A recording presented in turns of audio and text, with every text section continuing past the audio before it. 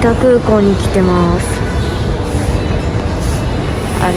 今から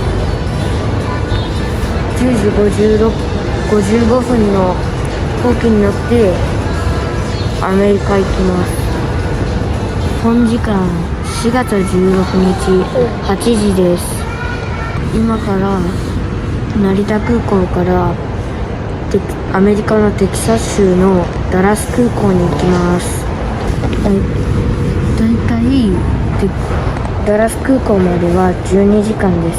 またそこからダラス空港から乗り換えをしてミズーリ州に行きたいと思います。先ほど荷物も預けたのでこれから中に入っていきたいと思います。